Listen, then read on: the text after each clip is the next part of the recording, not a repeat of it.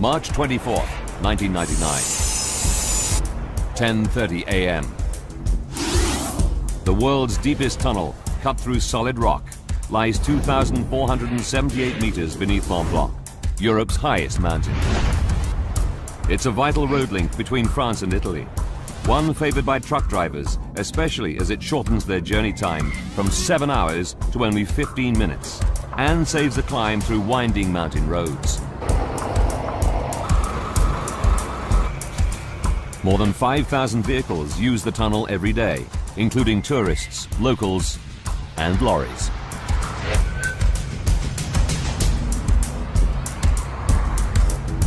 It's a fine spring morning as British trucker John Whitby heads for the toll on the Italian side. As you come up through the mountains towards the tunnel entrance, it's very picturesque, and then there's this little black hole in the side of the mountain. Prior to this particular day, I'd always been quite happy to go through the tunnels. Some use the tunnel for pleasure. Extreme skier Nicolas Borghi is heading from his home in Italy to the ski slopes of France. That day, the snow conditions were perfect. It is my passion to ski off-piste. We packed our ski boots and all our other gear in the car and drove towards the tunnel. When we got there, we paid our tolls and entered the tunnel as we'd done 1,000 times before.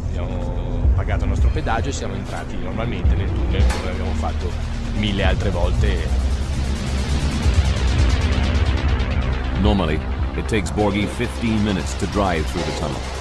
Today's journey would be different. We invite you to comply with the safety regulations indicated on the information brochure. Surely it's always dangerous to cross a tunnel, but nothing had ever happened before. And we wish you a pleasant trip. As Borghi and Whitby drive through the tunnel from Italy to France, two independent control rooms monitor their progress. One on the Italian side and one on the French side. Up until now, it's just another day in the tunnel. A tunnel that has carried more than 45 million vehicles since it opened in 1965. A remarkable feat of engineering. It took 4 years to blast through the solid rocks in the Alps to create one of the longest road tunnels in the world, and one of the safest. 18 fire refuges are spaced every 600 meters throughout the tunnel. There are 77 emergency telephones, with a dedicated rescue team at the French end and volunteer rescuers at the Italian end. Until the 24th of March 1999, it's free of major incidents. The teams have dealt with all previous lorry fires without major casualties. But all this is about to change.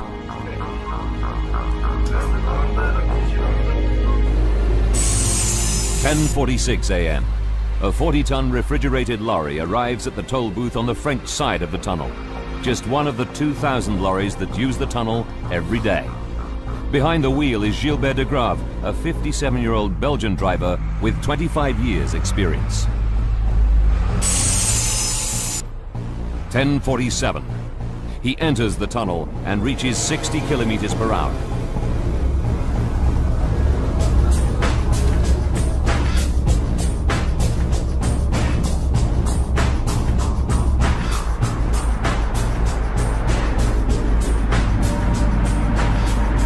His refrigerated Volvo lorry is carrying an everyday load, 9 tons of margarine and 12 tons of flour, destined for a food factory in Milan.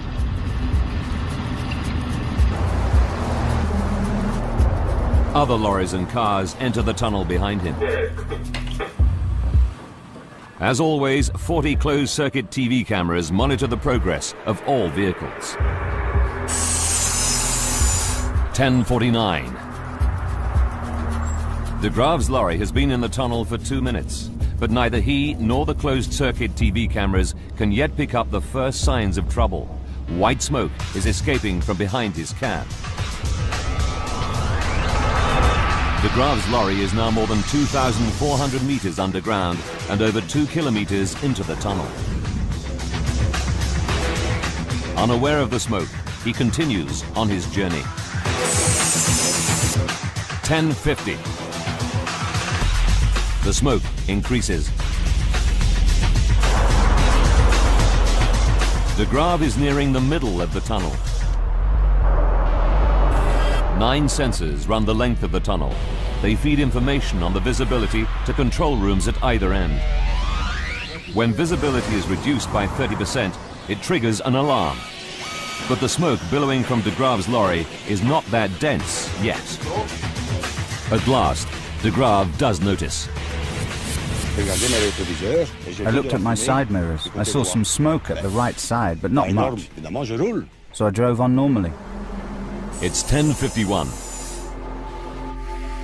De Graaf is 5 kilometers into the French side, and the situation is now far from normal. Oncoming cars and lorries can clearly see smoke from behind the cab. It passes under the trailer and swirls up towards the roof of the tunnel. More and more drivers realize something is seriously wrong. They try to get De Graaf's attention. 10:52. Now the smoke is dense enough to trigger the tunnel sensors. These raise an alarm in the French control room, but not the Italian one, as it's been turned off because of a false alarm the previous day. False alarms are not uncommon. At this stage, only the French tunnel operator hears the alarm, but doesn't know its cause. Meanwhile, the entrance tolls to the tunnel remain open. Vehicles continue to enter from both ends.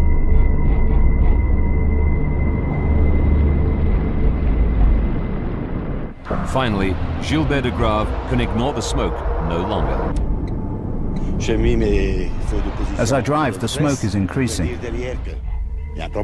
I put on my hazard lights to warn the people behind and avoid an accident.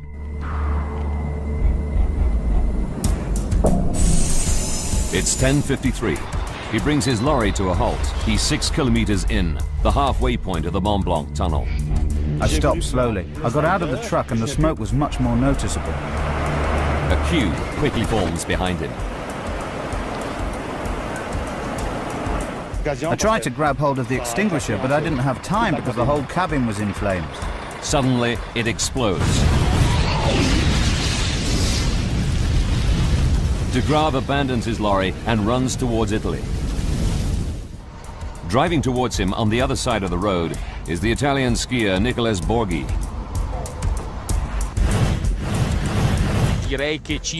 I was halfway through the tunnel when I saw a glow far away.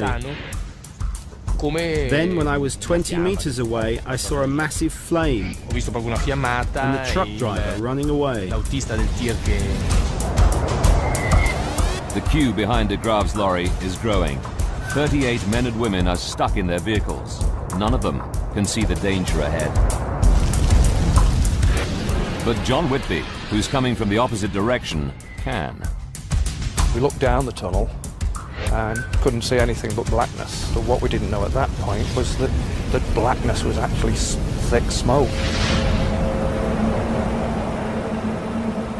And that thick smoke is rapidly enveloping the vehicles stuck behind De Graaf's lorry.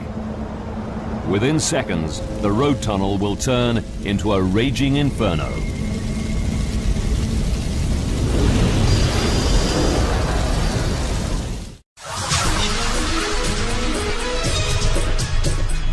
A lorry traveling from France to Italy in the Mont Blanc Tunnel stops and erupts into flame. A line of vehicles comes to a halt behind it. Alarms trigger in the tunnel's control rooms. But operators do not yet realize the seriousness of the situation and continue to allow vehicles to enter the tunnel from its 2 entrances in France and Italy.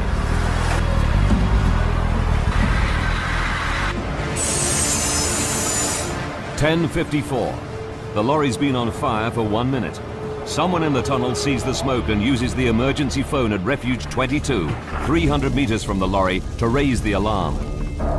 It rings through to the Italian control room. The operator there gets his first direct information that there's a serious problem. Immediately, the Italian and French controllers speak to each other. Now, they can clearly see the smoke on their monitors. But they can't see the lorry. It's hidden by the smoke. Realizing the danger, they close the tunnel to new vehicles at both sides. But for the 25 vehicles and 38 people who've already followed de Graaf's lorry into the tunnel, it's too late. They're either driving towards the lorry or they're already stuck behind it.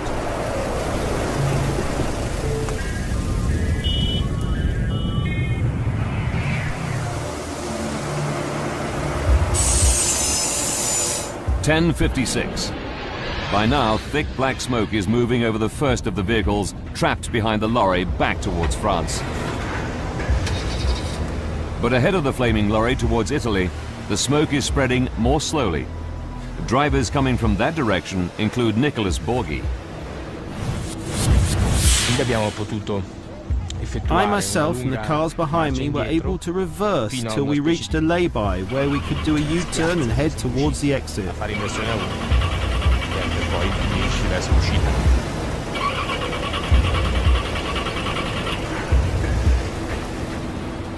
In the Italian control room, an operator sees the fleeing vehicles and pumps fresh air in towards them.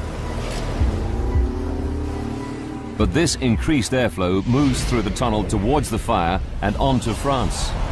When air hits fire, it's a problem.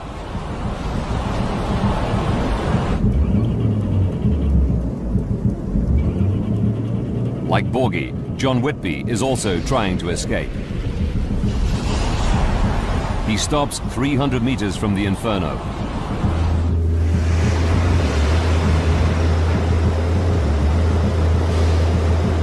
But the tunnel is too narrow for his lorry to turn.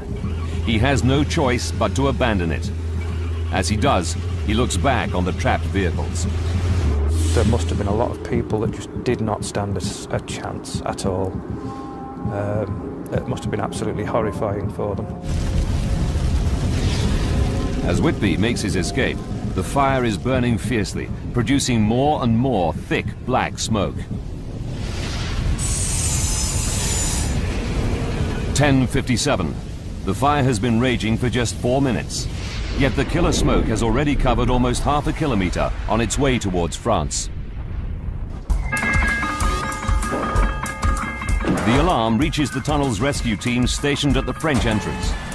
A 4-man team prepares to go in. 10:58. The wall of smoke from the epicenter of the fire obscures the view of the closed-circuit TV cameras. And as the French rescue team enter the tunnel, they don't know that 38 people are stuck in their vehicles behind the lorry.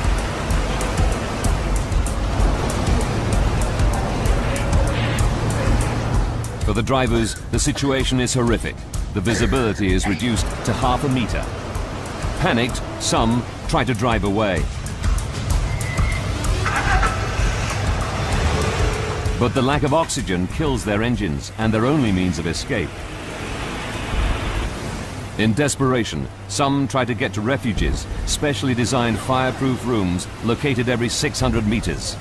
But their quest is futile. It's a living nightmare.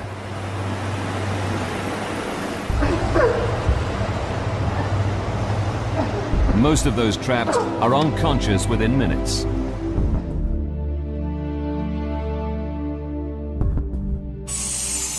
It's now 11 o'clock. As the scale of the catastrophe grows, firefighters from the French town of Chamonix scramble to enter the tunnel.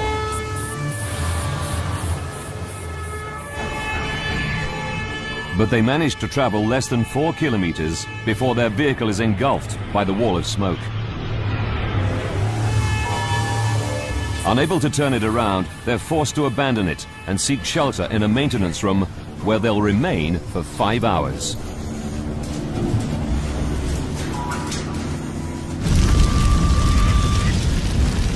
Still, no emergency services managed to reach the center of the blaze. Now the first rescuers enter from the Italian side, where the smoke is spreading more slowly.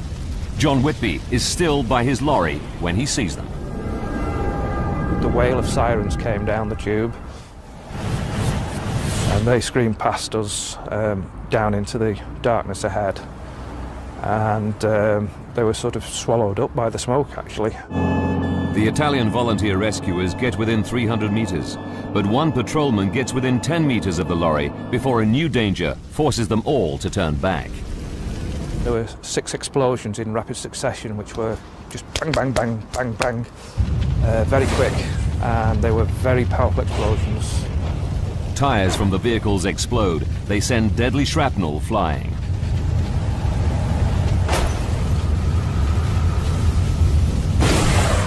The tunnel walls shook with the force of the explosion. Within a minute or two of that happening, the fire brigade were back. As they retreat, the Italians rescue John Whitby and other drivers. Among them is Gilbert de Grave, the driver of the lorry that starts the Inferno. They exit the tunnel on the Italian side.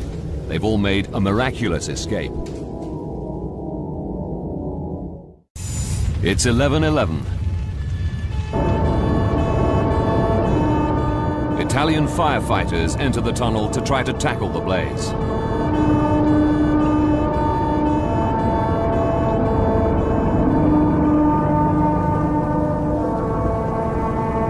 Leading them is Fire Chief Dionigi Glari. We could see in the distance a wall of smoke that we tried to penetrate with our vehicle. But again, the smoke is too thick, and Glari and his team are forced to retreat. They seek shelter in refuge number 24, one of the tunnel's fireproof rooms, where they'll be safe for 2 hours. But for these firefighters, the drama isn't over. They receive word about some colleagues who are trapped, but where? Bravely, Glari and his team leave the safety of Refuge 24 and head out into the smoke to try to find them. We were walking in the tunnel with one hand along the walls so as to find our way.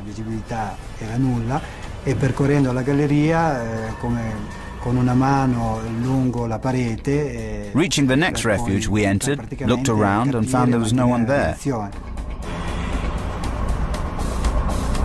The conditions worsen, and after 10 minutes the firefighters are forced back to Refuge 24 to find to their disbelief that the smoke-proof room now offers them little protection.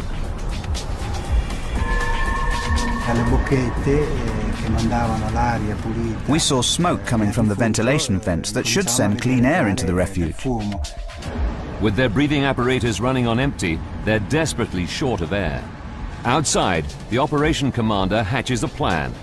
The trapped firefighters are told that beneath the road is a ventilation duct full of fresh air which may offer a means of escape. The problem is finding the door without getting lost in the smoke. To reach this doorway, we had to use an electrical extension lead that we tied to the door of the refuge and then went to look for the doorway.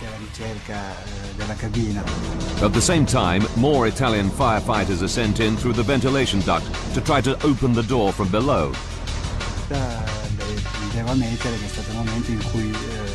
The moment they opened that door, that was the moment I glimpsed a possibility of escape.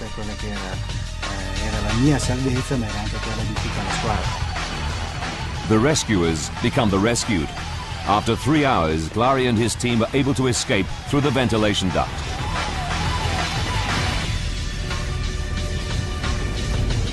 But what they don't know is that 38 people are still trapped inside a tunnel where temperatures reach over 1,000 degrees.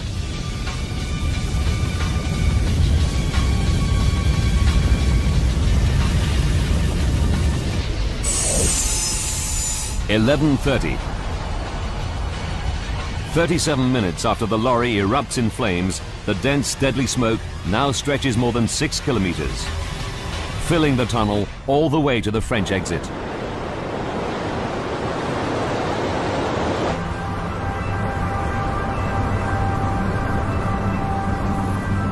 Firefighters abandon all efforts to attack the flames. No one in the tunnel has a chance of survival. Such is the ferocity of the fire that it burns for 53 hours. Only then can firefighters pick their way through the charred debris. They're horrified to discover the remains of the 38 trapped people. These pictures reveal the true extent of the horror. Those who survive, like Nicholas Borghi, are astonished at the fire's ferocity. More shocking is that the heat had melted the steel in the lorries. You could only see the basis of the lorries, the skeleton. What could have happened to those poor people left in there? The disaster takes everyone by surprise. How could such a catastrophe occur here? How could an ordinary lorry carrying an ordinary load of margarine and flour end up causing one of the worst road tunnel disasters on record? From the moment the lorry enters the tunnel, it takes just 14 minutes for 38 people to perish. Now we rewind the events of that fateful day and go deep into the investigation to reveal what really happened.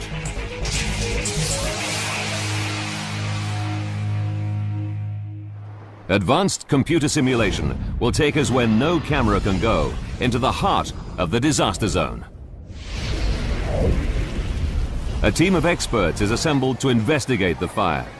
Using their data, we can piece together the deadly chain of events to find out what caused this terrible tragedy. The first mystery facing the experts is what starts the fire in the lorry. They trace the lorry's journey on its approach to the tunnel.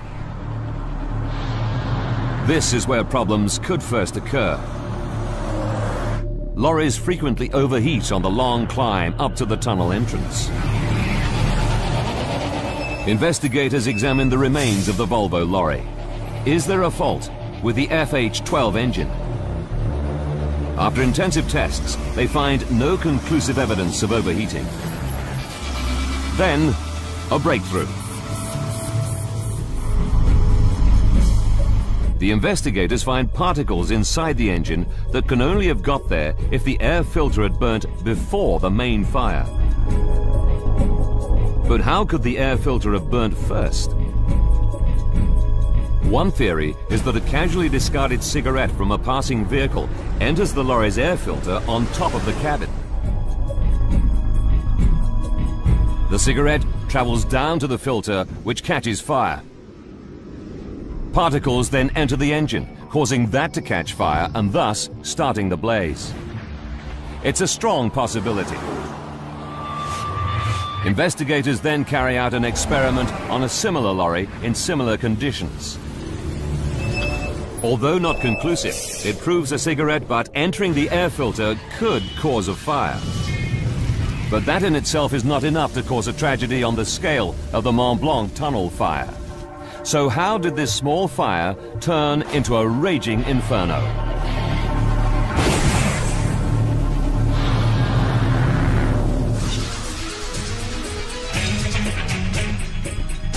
Deep in the Mont Blanc Tunnel, a minor fire suddenly goes out of control. In 14 minutes, 38 people perish. Using advanced computer graphics based on the official reports, we go deep into the investigation to unravel the chain of deadly events.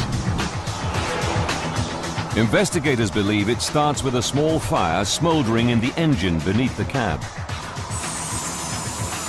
14 minutes from disaster, de Grave enters the tunnel. But the fire only erupts after he stops and abandons his vehicle. Could the movement of air prevent the fire taking hold? Experts know that lorry fires can develop more quickly when vehicles slow down or stop, because then the supply of oxygen increases, which feeds the fire. Ed Galea is a fire expert. There was a recent example where a bus had caught fire in an alpine tunnel, and the bus driver continued driving, managed to get the vehicle through the tunnel to the other side, managed to evacuate the vehicle, and then the bus erupted into flames. Perhaps if de Graaf had continued driving, he could have made it to the end of the tunnel before the fire flared up. But he didn't. 7 minutes from disaster, he stops halfway through the tunnel. Almost immediately, the lorry bursts into flames. But why did it spread so quickly? Underneath the refrigerated trailer, just meters from the flames, are the lorry's diesel tanks. Investigators realize that in previous lorry fires, diesel is a contributing factor. Did diesel from de Graaf's lorry fuel the fire? Didier Lacroix has studied hundreds of fires and knows where to look.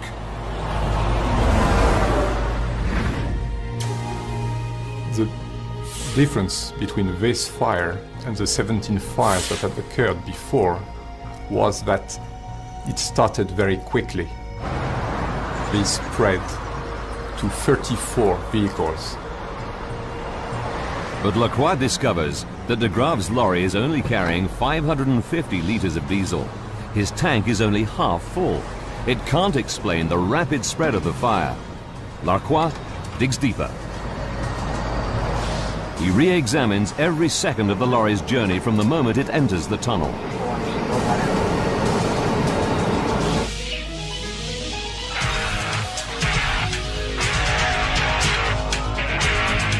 His team turn their attention to the contents of the refrigerated trailer. It's only carrying 9 tons of margarine and 12 tons of flour, a seemingly harmless load. They're not even classified as dangerous goods. But with little else to go on, they begin to experiment with the cargo.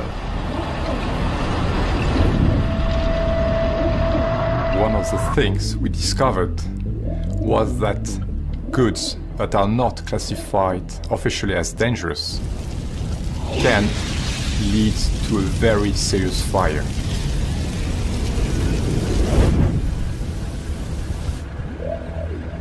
Here, a simple demonstration shows how 1 ton of margarine simulates the cargo. It's wrapped in polystyrene sheets, the same insulation material lining the refrigerated trailer.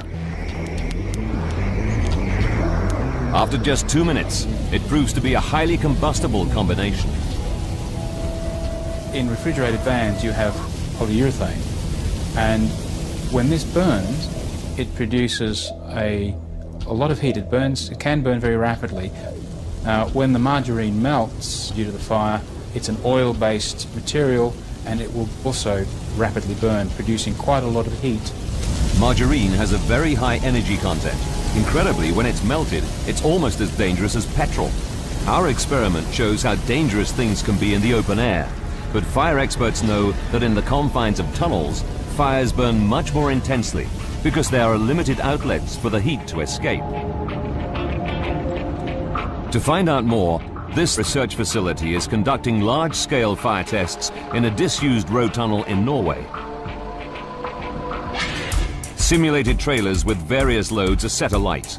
The purpose of the tests is to investigate the heat generated by lorries carrying typical loads, such as packing crates and furniture. These experiments produce the world's highest heat release rating ever recorded in a tunnel fire test. But is margarine even more flammable? The Mont Blanc team calculates that the burning load of margarine may have created an even higher heat rating. The intensity of the fire on March 24, 1999 takes everyone by surprise, including Mont Blanc tunnel expert Jean Martinetti. The fire reached between 1,000 and 1,200 degrees. Nothing could withstand it. Everything melted, the ground, the concrete, the structure. It was completely unthinkable, a real crematorium. Investigators are shocked that such a simple cargo of margarine and flour, not classified as dangerous, could produce a fire almost as powerful as a 30,000-litre petrol tanker.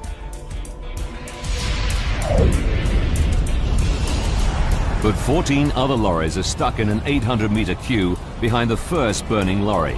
Could these have contributed to the fire? The second truck was also carrying margarine.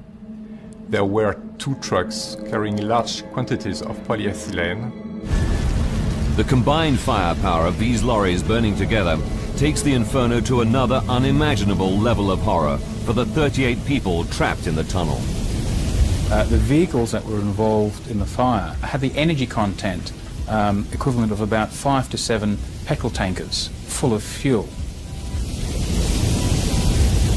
But for these vehicles to contribute to the Inferno, the fire first had to spread to them. So how did that happen? 3 explanations emerge. First, the burning truck radiates heat and generates hot gases that in the confines of a tunnel can ignite vehicles a great distance from the fire. Another way is that the vehicle that's on fire is leaking fuel, and it runs along the length of the tunnel. Yet another way is if the fire is very intense, the road surface itself catches fire, and then that will ignite the other vehicles in the tunnel. Investigators are not able to prove which of the 3 methods causes the fire to spread, but they do make another discovery. Fire is not the real killer.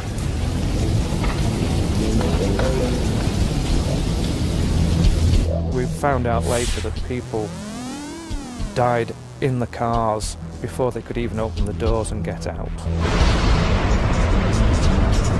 So if fire is not the killer, what is?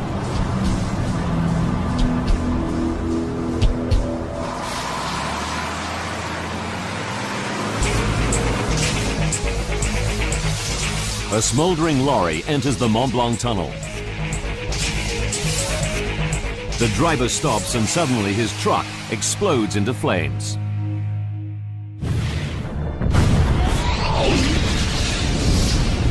Investigators know that the driver manages to escape the Inferno by running towards Italy. But 38 motorists behind his lorry back towards France perish. Why?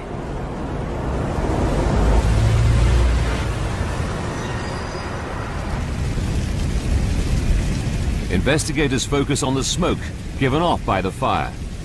Without realizing it, John Whitby is a witness to this deadly wall of smoke. All we could see ahead was blackness about 200 metres from where we were stopped. It was just completely dark. We presumed that it was just lack of lighting, but it actually turned out to be the smoke from the fire. 7 minutes from disaster. Data gathered from the sensors in the tunnel reveal that in these minutes, smoke travels 800 meters over the 25 gridlocked vehicles. The smoke travels at 4.5 meters per second. That's more than 16 kilometers per hour, creating a sudden loss of visibility down to half a meter. It means the trapped drivers have only seconds to decide whether to try to reach safety of a refuge or remain in their vehicles. People probably believe that they're safe in their vehicle, that the smoke is not going to be too much of a problem, that the fire will be brought under control and they might as well stay in their car.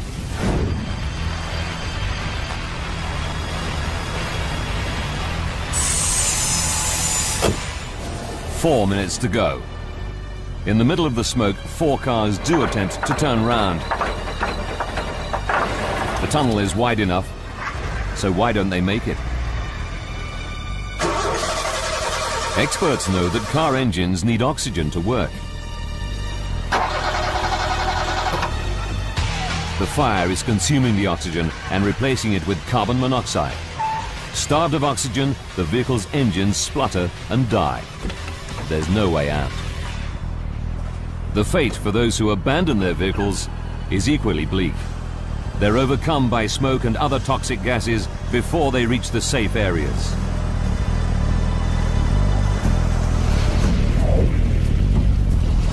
Analysis of the scene reveals that the smoke contains cyanide, a gas that no one can survive.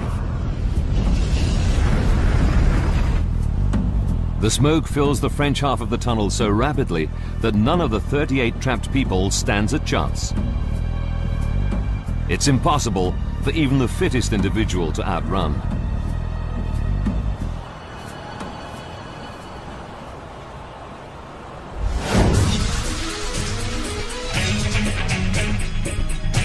"14 minutes after the lorry enters the tunnel, everyone in the tailbank behind the truck has perished.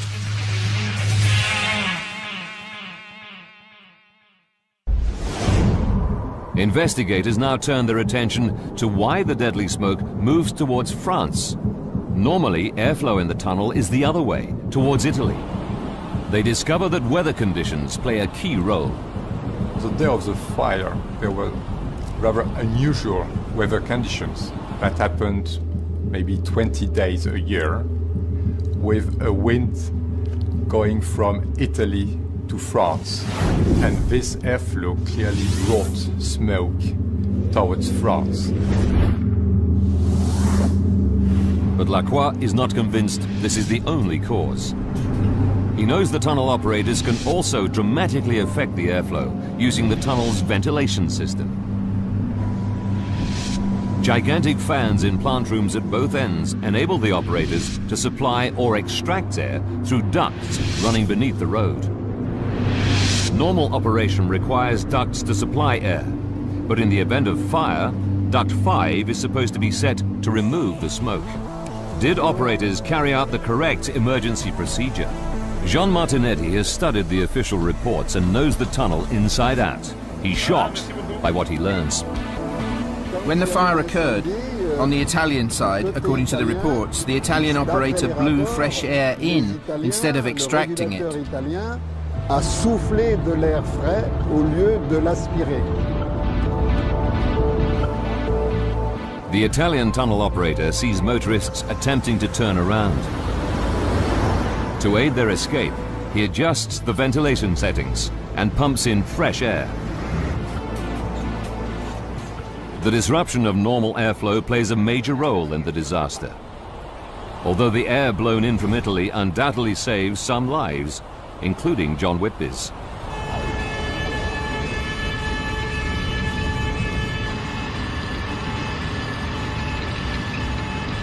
I realised how lucky I was. 90% of the time, the smoke would have come the other way to Italy, and I wouldn't be here now. But the air being pumped in from Italy moves the smoke towards France at a terrifying speed. After enveloping the vehicles trapped behind the burning lorry, the smoke accelerates, now moving at 6 meters per second. On the French side, the whole French half of the tunnel was filled with smoke in little over half an hour.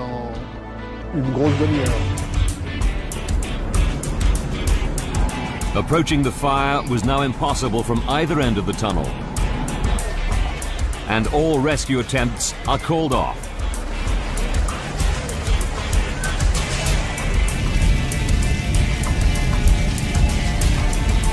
But a startling discovery is about to be made.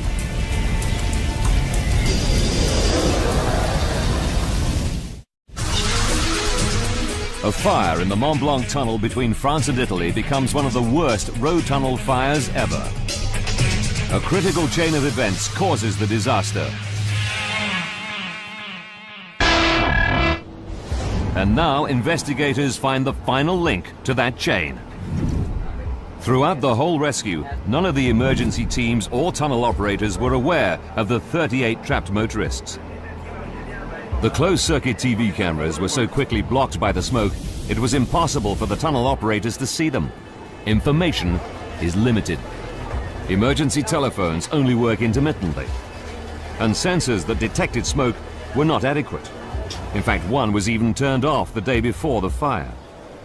Worse still, there was no communication between the French and Italian rescuers. Even firefighters become trapped. It was a totally uncoordinated effort. Tackling a fire of this severity seems to take everyone by surprise. One of the serious problems we discovered during the investigation was that over 34 years of operation, there had only been one fire drill that had involved public fire brigades. It might explain why it's more than 3 hours after the fire begins that the last of the trapped Italian firefighters, Glari and his team, are brought out through the underground ventilation ducts. They were absolutely black. You couldn't see the colour of the helmets or the uniforms. You couldn't see the colour of the fire engines. Everything that came out of that tunnel was black. It was a horrible sight, really. The Inferno rages for 53 hours before it's extinguished.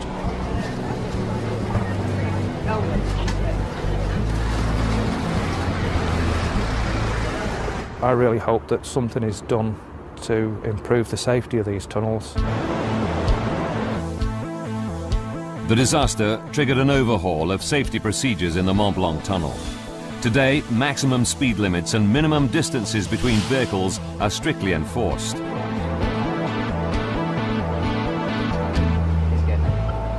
"17 previous fires in the tunnel were caused by lorries, but now sophisticated thermal sensors at each entrance scan all lorries to detect dangerous heat emissions before they enter the tunnel."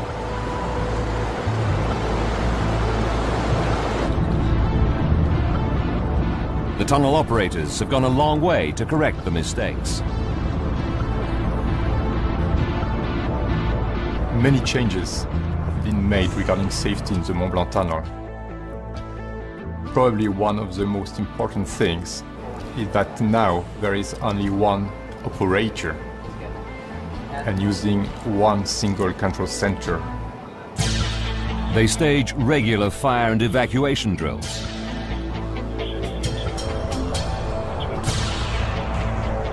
The refuges are now pressurized and fitted with a video link to the control room.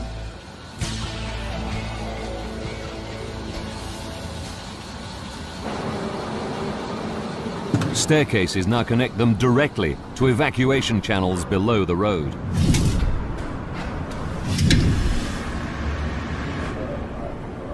There's now a firefighting team permanently based in the center of the tunnel.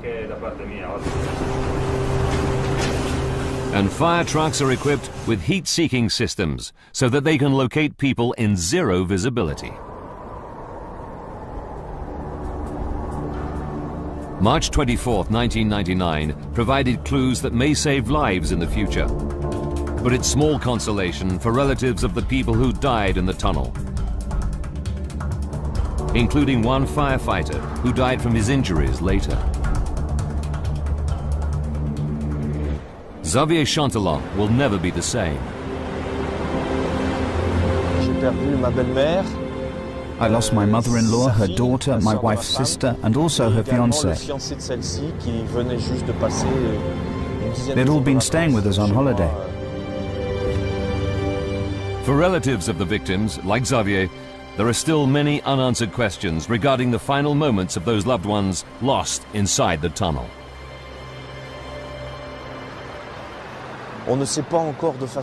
We still do not know for sure how they died. I'm sure I don't need to describe the horrific images I have in my head. People running about on fire or collapsing, trying to get out. You think of everything. The Mont Blanc Tunnel fire and its critical chain of events reveals the dangers of deep road tunnels. On that day, a white Volvo truck enters the tunnel. A small fire under the cab gives off a stream of white smoke. The lorry stops. More air reaches the fire, causing it to erupt. The ordinary cargo of margarine turns deadly, creating a fire with the same potential as a 30,000-litre fuel tanker.